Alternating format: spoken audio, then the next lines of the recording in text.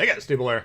Today we got to look at the new patch notes. We got an update coming out next Monday, the 20th of December here. A lot to cover, so we're going to jump right into it. Basically, I make these videos for two reasons, okay? Number one, to inform you guys what's coming. Number two, I like to get a lot of feedback from you guys. So if you hear anything that you agree with or you're excited about or something you're not as excited about, let me know in the comments. That helps me kind of plan ahead my coverage as the update unfolds, and I can kind of focus on what you guys are interested in. So let me know down below. British legendary cruiser Minotaur campaign reward ship. We got the first legendary tier ship being the campaign reward. Interesting choice. Minotaur, basically what I know about it, lightly armored, easy to sink, high volume of output in terms of damage. It's very powerful AA suite. And you can choose between smoke generator and radar. Okay, so I doubt this is going to be that easy. Maybe that's why they're like, okay, well, if we use this as a campaign ship, you know, it doesn't matter. If the super scrubs get it, then they're not going to last very long. Maybe that's the thinking, but it's a little bit interesting. I don't think, personally, that legendary tier ships should be campaign reward ships. You guys let me know what your thoughts on that are. But the ship itself should be pretty good, from what I understand. So, new idea here, rent a ship. If you want to try out the legendary tier ships, you can potentially play or pay these 2,000 credits, and you'll be able to rent the packages here until January 31st, when they'll revert back away. So it's got them grouped into three groups here. It says Task Force 1 Alaska, Shimakaze, Grover First, and Kaba. Now, whether these packages are 2 million each, I don't know. I would presume that's probably the case, but again, I don't think it says clearly. Task Force 2 available from January 3rd. The first one available from the time the update drops, by the way. Task Force 2, January 3rd, Gearing, Wusta, Yamato, and Conqueror. And then from January 17th until the end of the update, we got Task Force 3 potentially available.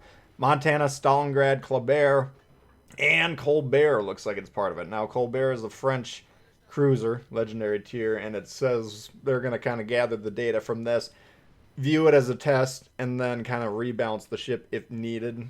So there is a caveat. Don't expect the ship to proceed unchanged from what we see here, but you'll potentially get to try those out. Now, if you got a lot of the legendary tier ships already, it might not be worth the credits, but if you're just getting going in the game here and you want to try them out, see what kind of ship you like at legendary tier, then you can kind of focus your research based on that. British tier 7 premium battleship Lion. Now it says, largely a development of the King George V class, this battleship is bigger, better armored, and equipped with modern 406mm guns. Handles well, solid performance with both shell types, looks interesting. Here's where it gets interesting as well. Now, we just recently got the key back in the game for 750 green XP. I believe the first time we saw it, it was something similar to this, 25,000 winter coins. I can't remember if it was Lenin or key that came under this format. Okay, so keep that in mind. Now, how do we get the winter coins? Complete missions, do arena, and other things, you know, like that. There's also going to be first win bonuses for the ships throughout the update. You can get some progress unlocked there, but it says Lion cannot be obtained for free without, but it says basically if you get the Admiralty backing, which is the campaign, and you get at the top bracket of all the arena seasons, which is no small feat in terms of time and dedication, then I think you could get it for that price. If not, you're going to have to buy whatever grants these winter coins. So the cost goes up the less kind of in-depth you get into this update. So it also says, you know, it's unlikely that this will be the last time that we see this Lion. So my read on that, and don't hold me to this, but my read on that is maybe in a year or so, we'll see it for green XP, 750,000 green XP or something along those lines. That's my expectation. So keep that in mind when you're making your decisions. Do I want to spend extra cash on this, or do I just want to wait for it to come back down the pipe for free, potentially later? Okay. Commander Guises, something new here. Cosmetic content, changes some visual stuff here. It fires off a signal flare when you sound your horn, colorful tracers for the main battery salvos, and fireworks for when you activate your legendary skills. So that could be interesting. Maybe there'll be an option to turn it off for the purists, but it could be interesting. And holiday port London. Hopefully it's a daytime port, otherwise my thumbnails suffer for the entire duration of the update. Probably is a nighttime guy. We'll figure that out. Winter gift flurry web event. I don't know what this is all about. It says check out high2022.wowslegends.com. And when I clicked on that, it didn't take me anywhere. So I don't know if that post isn't active yet or what's going on here. Who knows? We'll get more information coming down the pipe here for that one. New camos and skins. We got some opportunities for camos for Fletcher, Vanguard, Implacable, Hipper, New York, Furataka, Hawkins, T22, Strasbourg, Dallas, Icarus, Nuremberg, Normandy, Akatsuki Nagato, Amagi, Kagero. The list goes on and on. Queen Elizabeth, King George V, Vanguard, Bovoy, Kiev, and Udaloy. A lot of opportunities there. And there's a mini bureau project.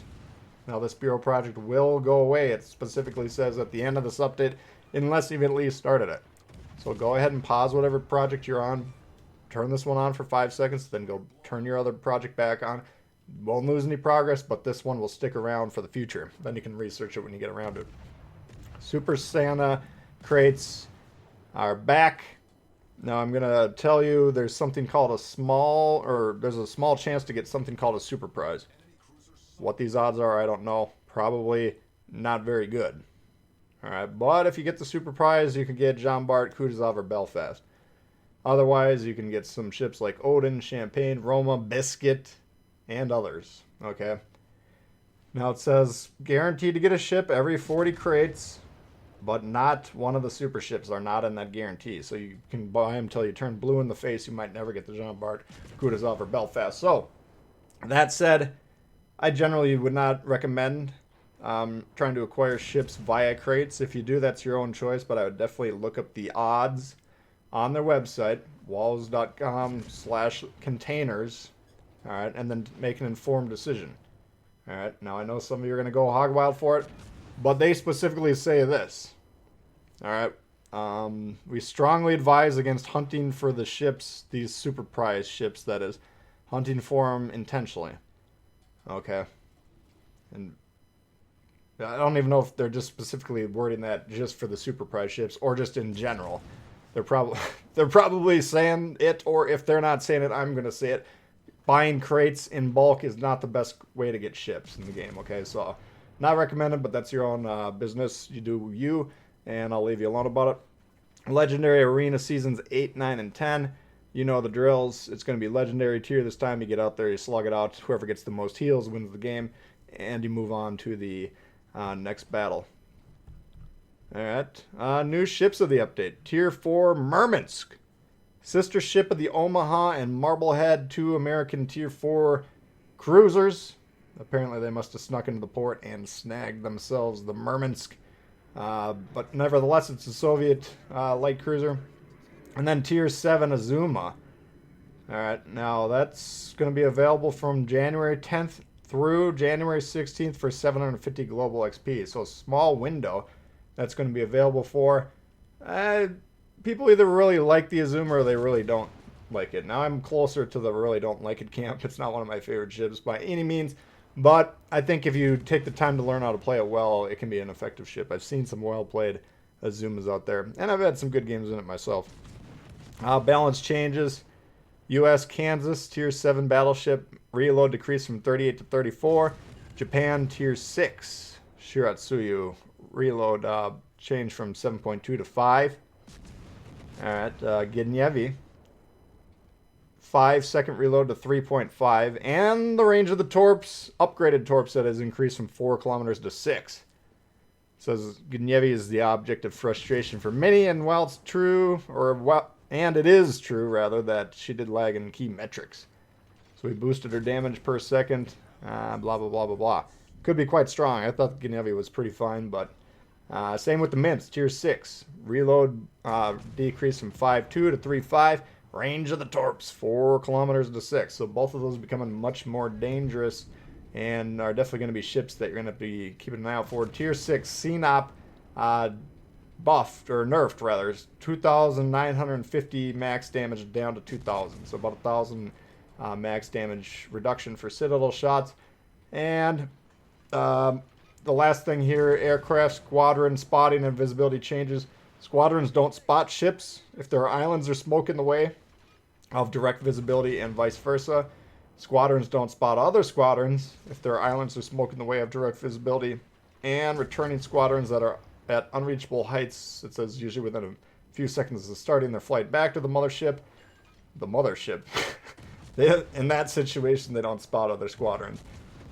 So changes to the spotting abilities of the planes that it says a lot of people have been asking for. So sound changes. This one's interesting for those of you that got the Parsifal skin. I think it's a Transformer skin. I believe this is what it's talking about. It says Lord of the Seeker skin for the Parsifal custom aircraft sounds. So those of you that know what that is, it's like a jet skin. So probably going to be some jet noises coming out of that. I'll have to remember to try and check that out. And then the space skins, if you got those on any of your ships, now there's laser sounds for the main gun salvo. So some goofy stuff coming out there. Could be interesting. But that's pretty much it for the bulk of it. Now, once again, I do like to get a lot of feedback on this, so please do take the time, if you're able, to put your thoughts in the comments below. Let me know what you're thinking. And I do pay close attention to the comments on these videos in particular. So that'll do it for this one, guys. And if you enjoyed it, please hit the thumbs up. And if you're new to the channel, do consider subscribing, because we got a lot of World of Warships, and it's coming all the time for you. That'll do it, guys. Hope you have a good one, and we'll see you later. Peace.